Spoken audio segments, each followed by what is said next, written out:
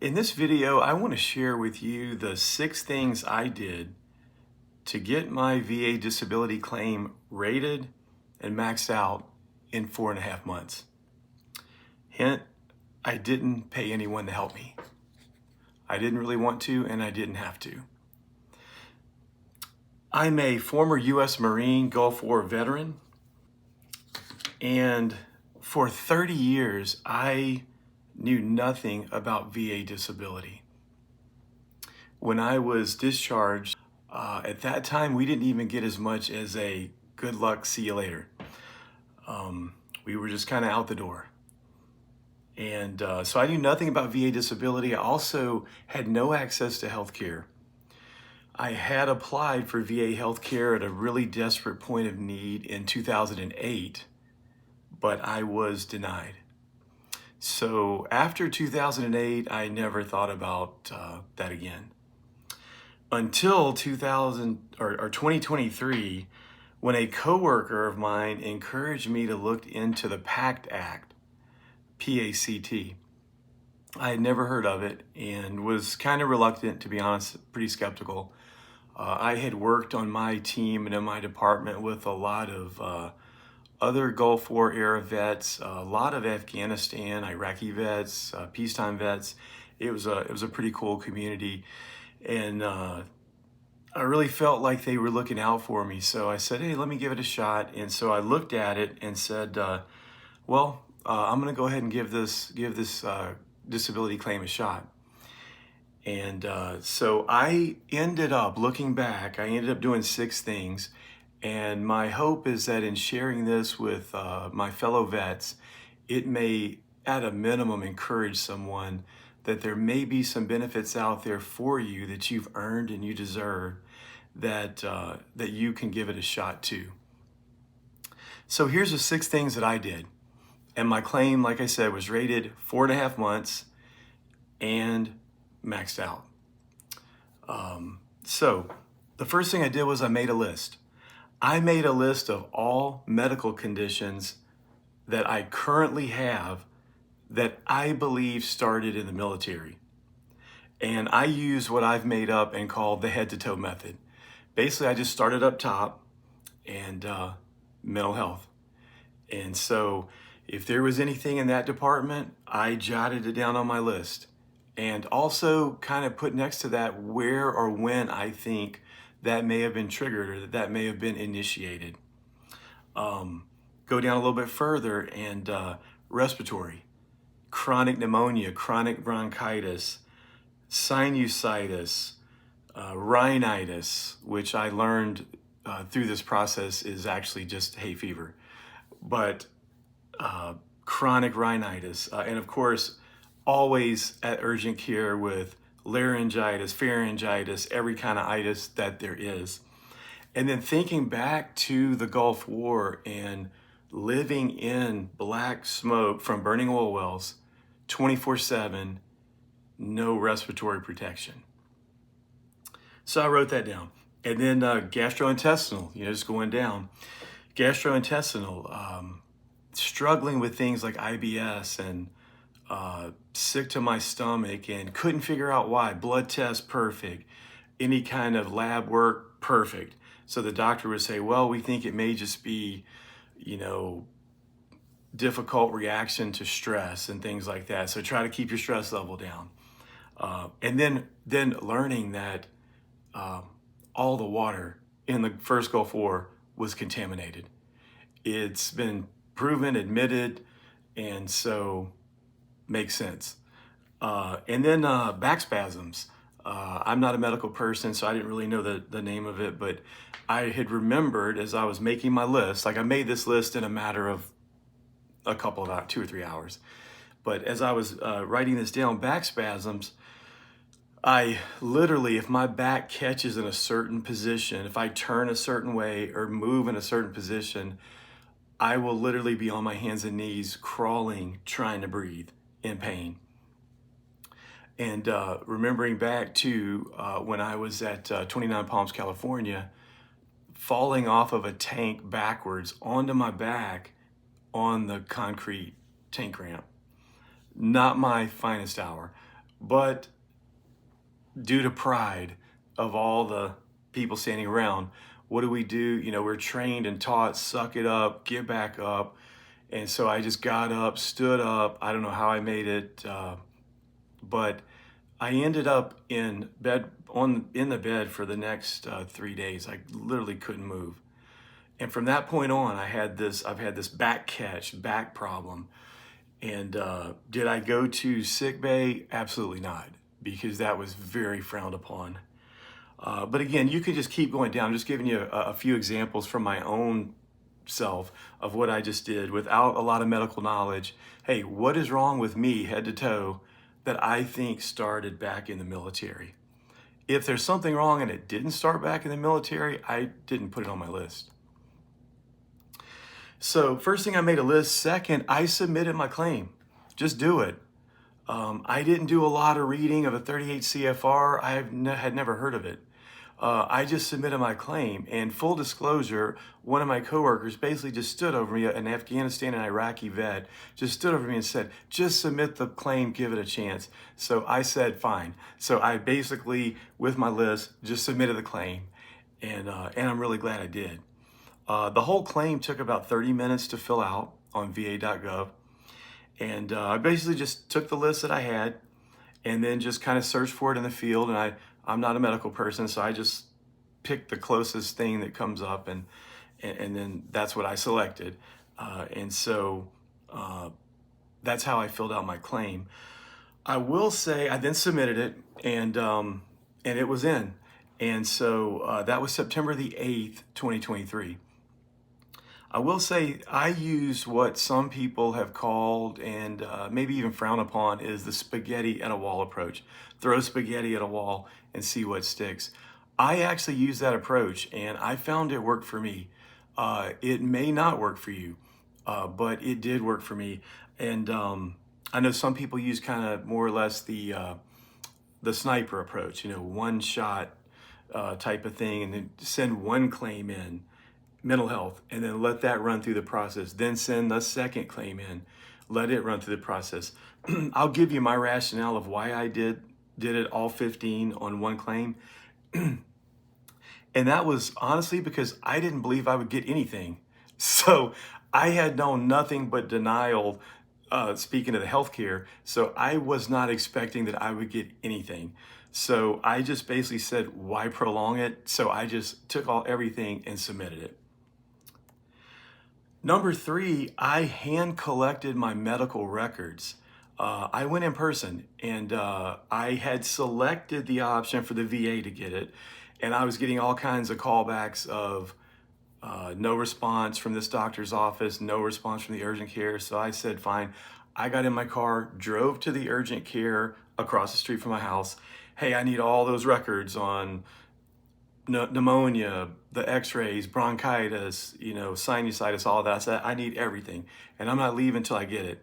So the nice lady printed it out for me, and then I took it home, scanned it, uploaded it to my claim. Went to my doctor's office, same thing. Went to a former doctor's office, same thing. So I collected all the medical records I could remember, and then basically uploaded those to my own claim after I submitted it. Okay, and anything I didn't have medical records for, I did 2 things. And I'm gonna say one that I heard on another VA podcast a lot on YouTube that I was watching and getting a lot of good info from. And it was, if you don't have a current medical diagnosis for a claim you believe started in the service, get your butt to the doctor. And so that kind of just rang in my ears, get your butt to the doctor. And so I got my butt to the doctor, and I made an appointment, and I said, look, I haven't been treated for this in years. It's still bothering me. Could you take a look? And then sure enough, they'd find something, take an x-ray, run a blood test, whatever. They would find it and then diagnose it. It'd have a doctor's diagnosis on that form. I would have that form printed out, and I would upload it to my claim. Anything that I didn't have medical records for, or maybe didn't have a chance to get to the doctor for, I wrote out a personal statement in support of a claim. And I've got that number for you. It's the VA form 21-4138, that statement in support of a claim. So that's where you, the veteran that's submitting your disability claim, you fill that out and write what happened to you, the situation you're in. I'll explain a little something about that, a key to that in just a second. If you want your spouse to do it, or your children, or say a buddy from the time in service, then you would use VA form 21-10210, 10210. And that's called a lay witness statement. So it's kind of the same information, but the statement in support of a claim is from the veteran submitting the claim, and the lay witness statement is from anybody else that's a witness to some part of that.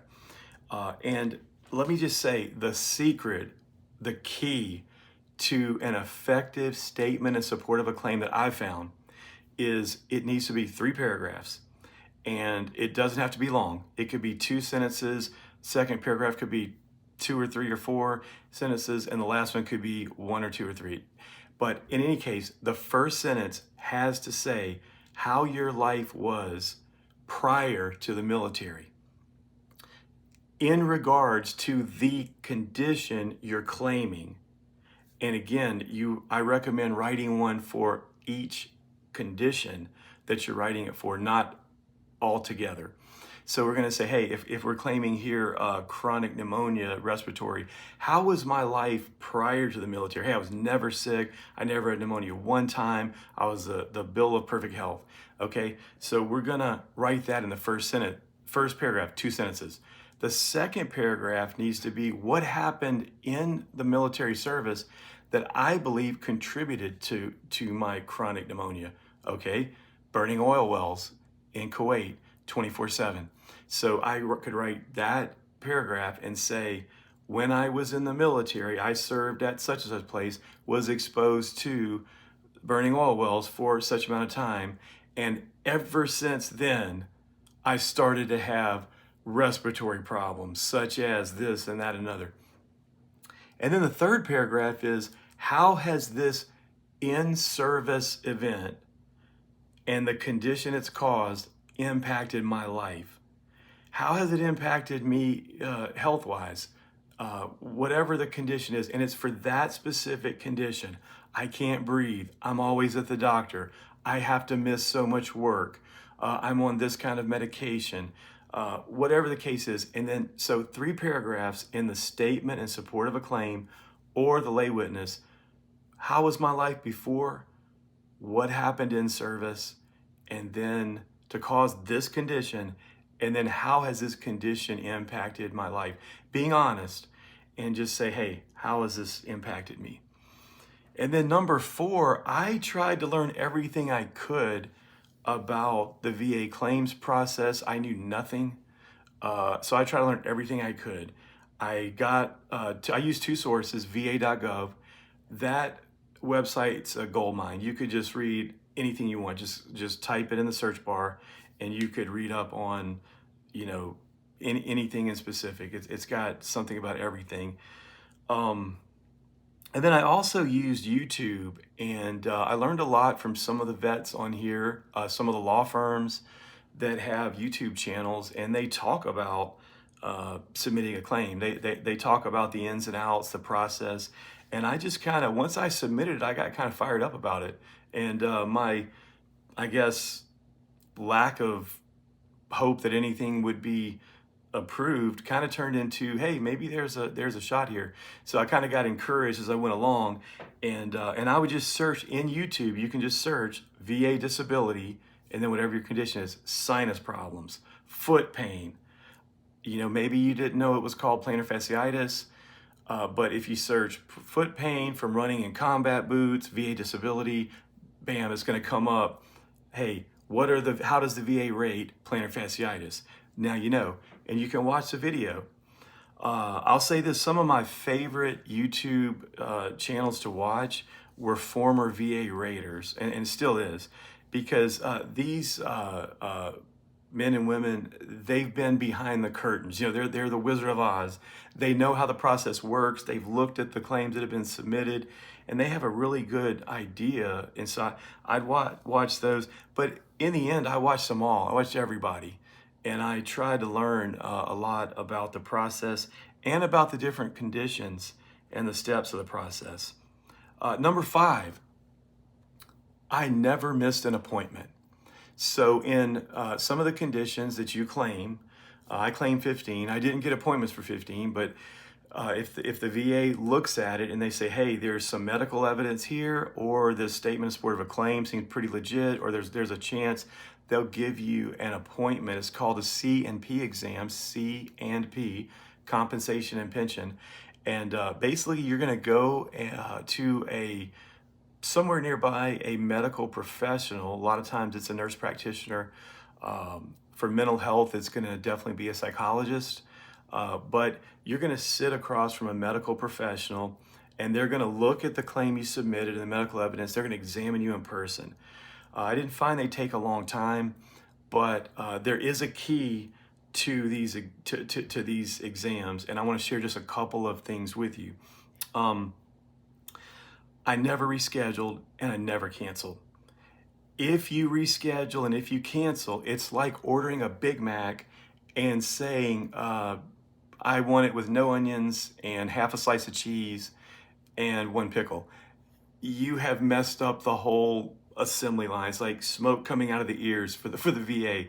So you don't want to reschedule or cancel. Just be there. If you get the date, be there. Okay. And for those C&P exams, I was there early. I took my meds with me in a Ziploc bag.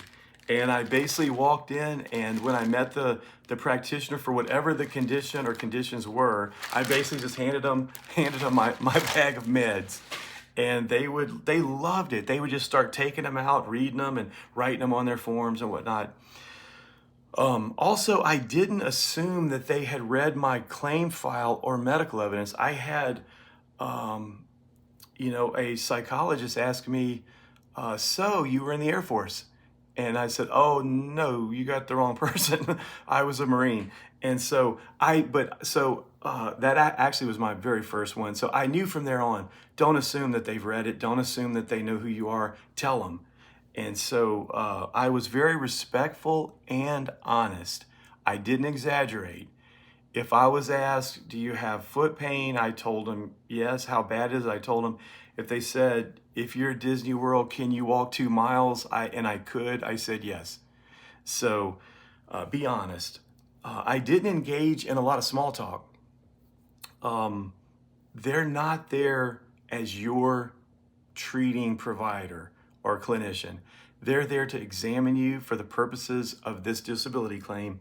And their goal is, did this happen in service? And does this vet have the condition right now? And if yes, then how bad is it? That's what they're there to do. And also, I made sure by the time I left, the examiner knew from my mouth those 3 things about the condition: prior service, what happened in the service that caused it, and how it's impacted my life and work. Number 6, I monitored my claim status like a hawk. I was on va.gov. I'm not saying you should be on there daily, but I monitored it daily. And when a status request popped up, I was Johnny on the spot to respond. And it did, I want to say 5 or 6 times through the process, they needed an answer to this, or they needed an additional file of this, or ask me, do you have something of this? And so what I would do is same day, I would respond. If I didn't understand it, I just call the 800 number, 1-800-827-1000, and would talk to the VA service representative on the call for disability claims, and they would explain to me exactly what happened. They apparently can see the rater's notes or the service representative's notes, and they can help you understand that. So these are the 6 things that I did to have my claim rated and maxed out in 4.5 months. 30 years no VA healthcare, no VA disability. Like I said, I went 30 years with no disability in healthcare. I now have both. And I've started this channel to share with as many vets as I can what I've learned along the process. As an amateur, I'm not accredited, I'm not certified, I'm not bona fide. I'm just a vet that has gone through the process and wants to share with other vets the things I've learned. And hopefully that'll encourage you to give it a shot. And if you're in the process, to stick with it. Maybe it'll give you some tips of how you can do your claim. And then ultimately, I want to see you, as my fellow vet, get all the benefits that you deserve and that you have rightly earned.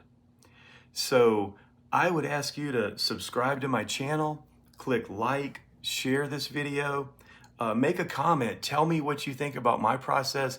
Tell me if you did something different. Please, I'd love to hear from you.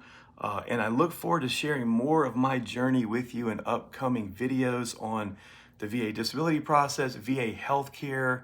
I've got all kinds of stuff I want to share that I've benefits I've received from healthcare, things like the red light therapy, things of this nature. So really excited about it, looking forward to meeting you, and I hope that you'll subscribe to my channel. Thanks so much.